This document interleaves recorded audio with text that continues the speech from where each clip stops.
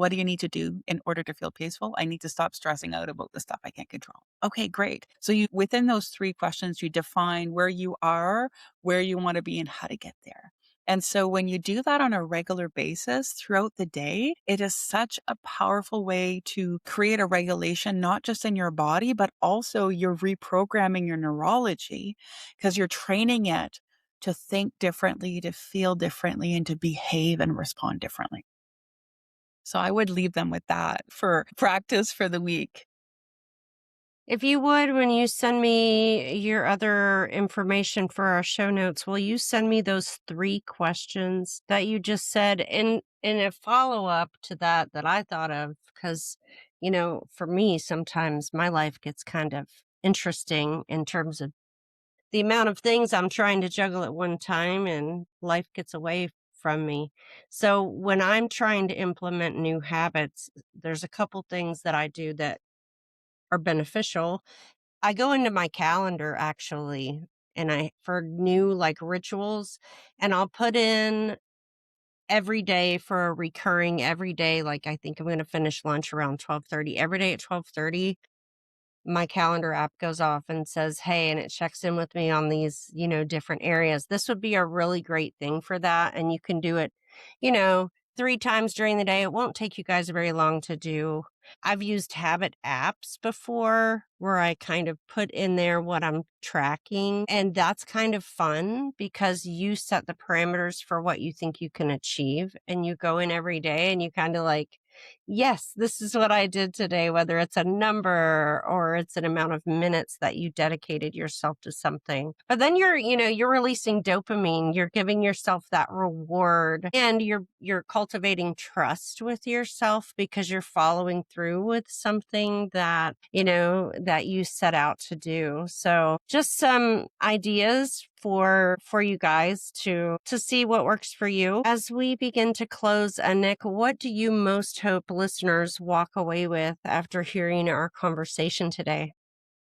I hope that they will A, cut themselves some slack because we all feel like we need to do more. And the reality is there you've got no more to give. And to change your perspective on how is showing up in life going to be more valuable instead of being more productive?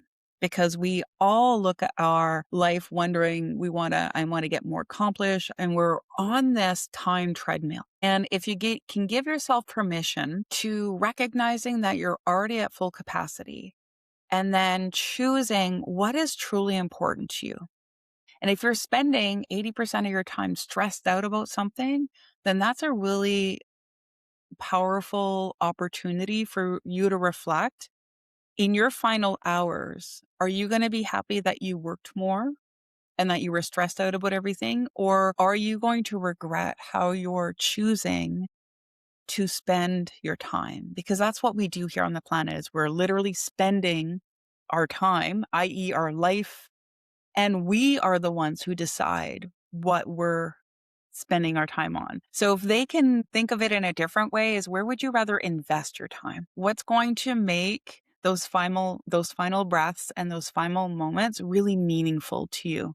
And I can guarantee you it's not, I'm so glad that I worked harder so I could do A, B, and C. I'm so glad that I gave myself permission to be true to who I was. I gave myself permission to be truly happy and enjoy life.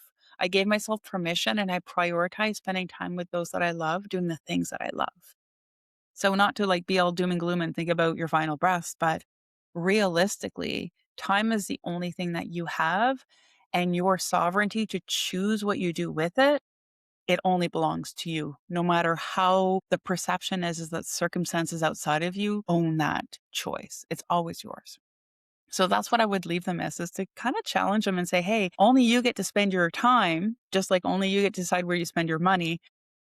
Invest it wisely. And I would say that's another invitation to kind of, reflect. And it's not even a bad one to do on a daily basis, right? With yourself as you're maybe winding down for the evening, take some time out just with yourself check in with your body, with your emotions, with your mind, with how things are going, reflect, see what you can shift, what you can try differently tomorrow, what worked really well, right?